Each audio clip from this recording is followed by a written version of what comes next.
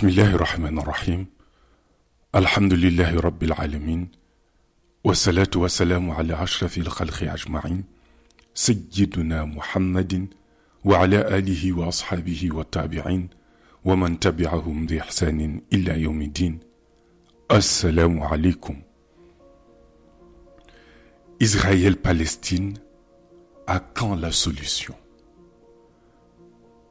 Le conflit israélo-palestinien secoue actuellement le monde. En tant que musulmans, on ne peut s'empêcher de manifester notre soutien envers le peuple palestinien, de prier pour eux et pour le retour de la paix en Palestine.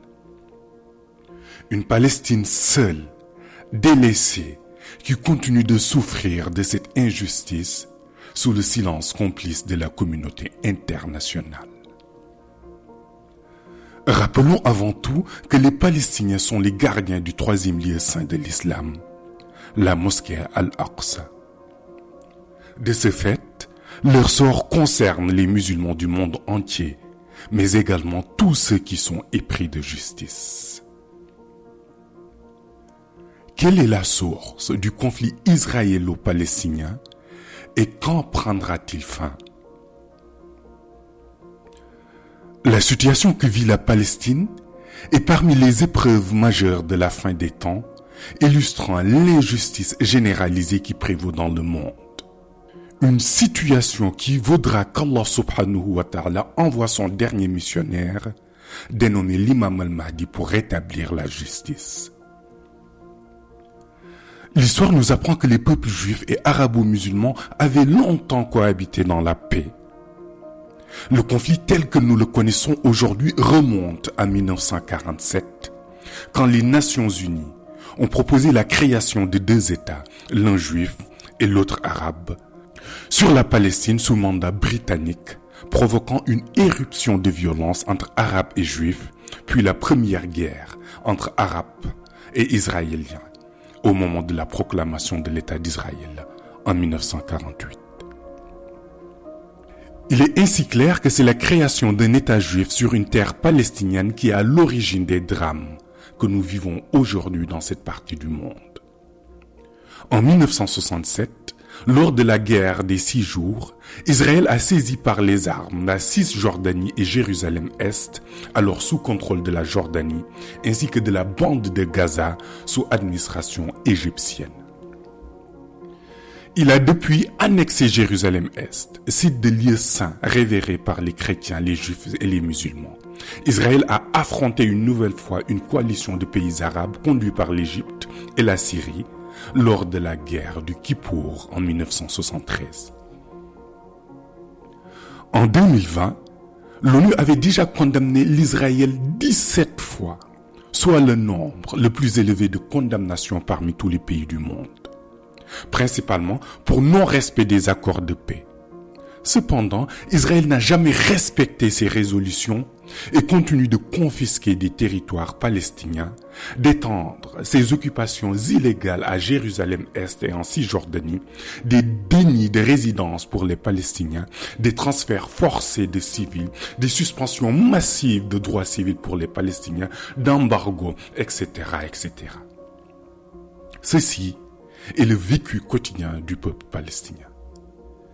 Le rapport Human Rights Watch, publié en avril 2021, en témoigne largement, accusant Israël, je cite, de crimes contre l'humanité, d'apartheid et de persécution à l'égard des Palestiniens dans les territoires occupés.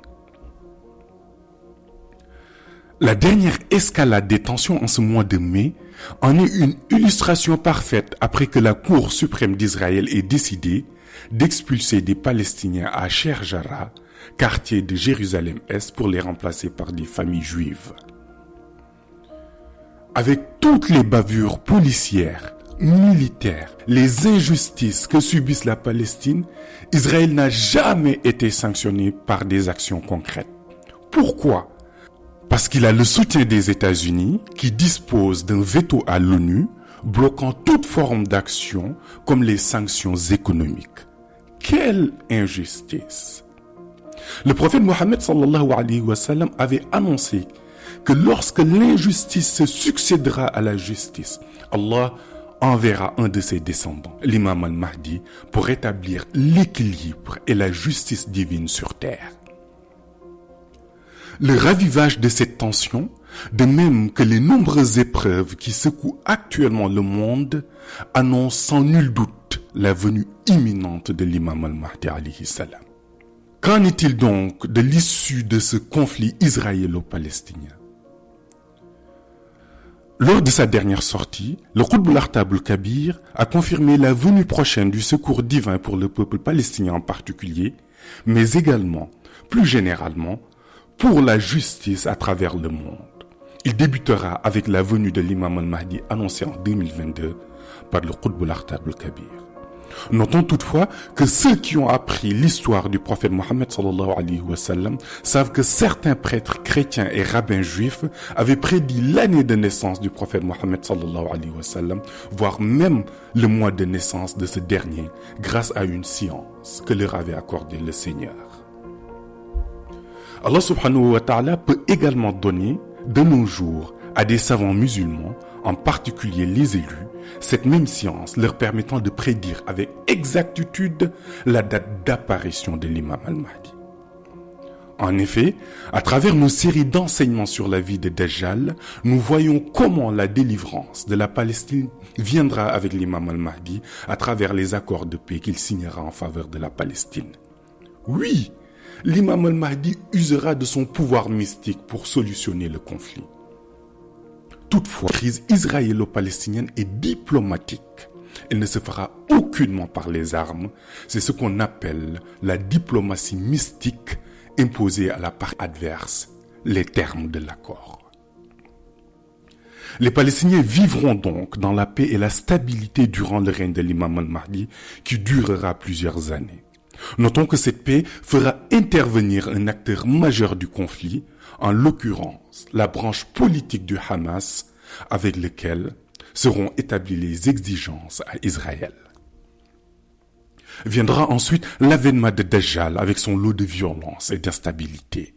Dajjal, alors premier ministre d'Israël à l'âge de 33 ans, replongera la Palestine et le monde dans la terreur, mais juste pour un court moment.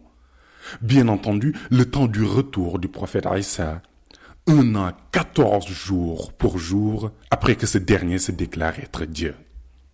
Durant la primature de Dajjal, le blocus que subiront les Palestiniens sera encore plus dur. Néanmoins, le conflit israélo-palestinien connaîtra une fin définitive à la mort de Dajjal. En effet, celui-ci sera éliminé par le prophète Isa ibn Maryam à l'entrée de la ville de Lod, laquelle ville est le théâtre de vives tensions entre Arabes et Juifs en ce moment, au mois de mai 2021. Comme décrit lors de notre série consacrée à la vie de Dajjal, il faut savoir que cette même ville de Lot sera la base mystique de Dajjal. Il y rencontrera son maître Iblis qui lui façonnera une bague au fond d'un puits et qui renfermera nombre de pouvoirs extraordinaires de Dajjal. Au vu de cette situation, il s'avère que l'injustice actuelle que subit le peuple palestinien relève d'un décret divin. Elle disparaîtra temporairement durant le règne de l'imam al-Mahdi avant que Dajjal ne vienne raviver encore les tensions. Sa mort, aux portes de la ville de Lot, marquera la solution définitive du conflit entre Israël et la Palestine et de tout autre conflit ailleurs sur la planète. En attendant, que pouvons-nous faire face à cette situation? En tant que musulmans, on peut poser des actes concrets avant la venue prochaine de l'imam al-Mahdi en 2022. En premier, prier pour le peuple palestinien pour qu'Allah précipite la venue du sauveur de l'islam et manifester notre soutien au peuple palestinien. En second lieu, on peut assister financièrement à la Palestine si on a les moyens pour améliorer leurs difficiles conditions de vie. Enfin, les produits venant d'Israël doivent être boycottés. L'économie d'un État qui persécute et affame d'innocents musulmans ne devrait jamais être favorisée au détriment du peuple palestinien. En attendant, la justice divine est en route et pour bientôt. Sa vérité et sa victoire seront éclatantes. Découvrez le discours que tiendra Isa ibn Maryam aux côtés de l'imam al-Mahdi sur l'esplanade des mosquées après avoir éliminé Dajjal aux portes de la ville de Lod. Tous ces éléments relatifs à l'apparition du prophète Isa ibn Maryam ainsi que de son discours auront lieu quelques années après la venue de l'imam al-Mahdi al-Muntazar.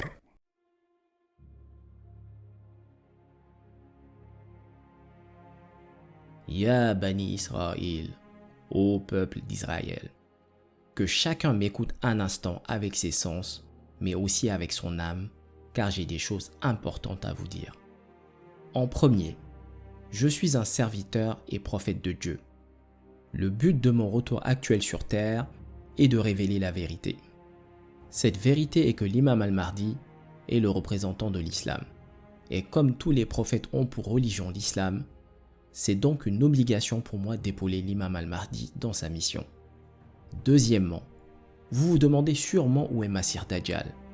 Je vous annonce que Masih Dajjal est aujourd'hui mort à l'entrée de la ville de Lod.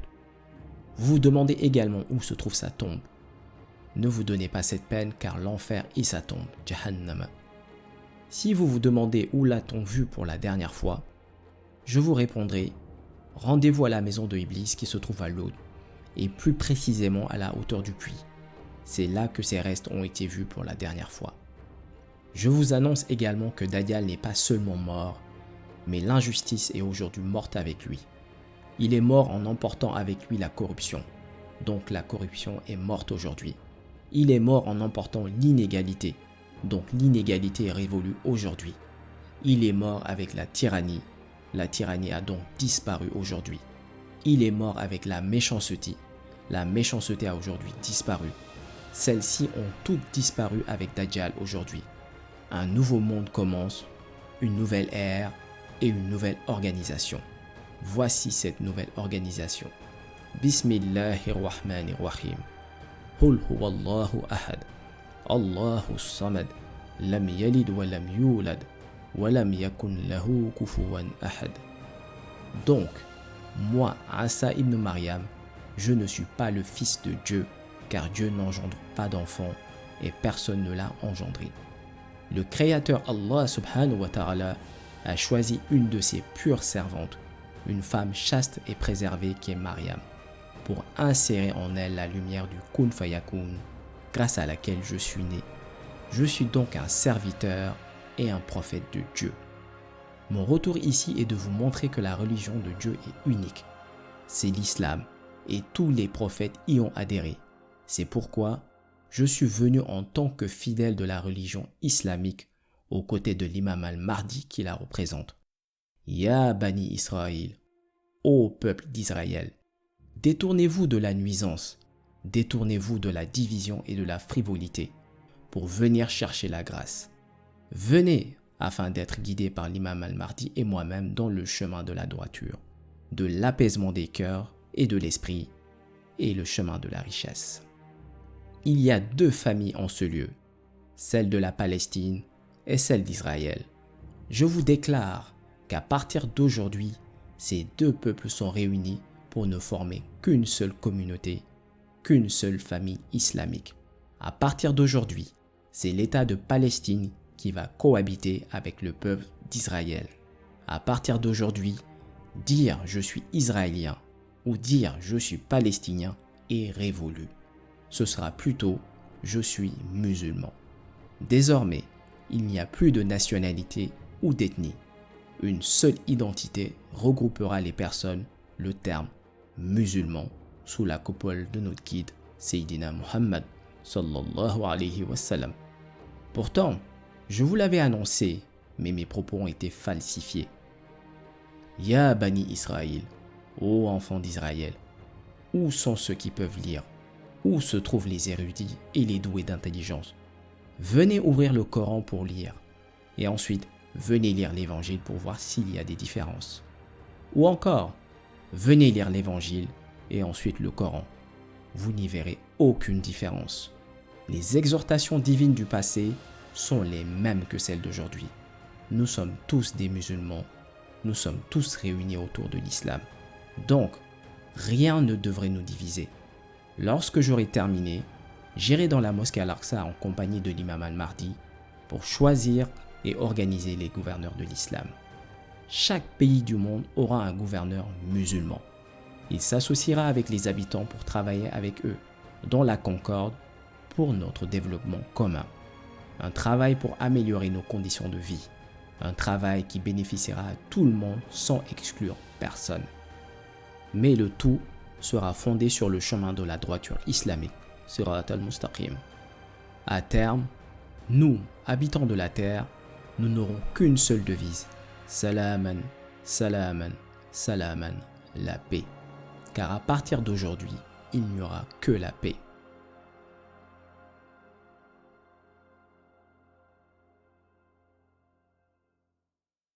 Ce récit est tiré des enseignements de notre honorable cher Qutb al-Aqtab al-Kabir. Wassalamu alaikum wa rahmatullahi ta'ala wa barakatuh.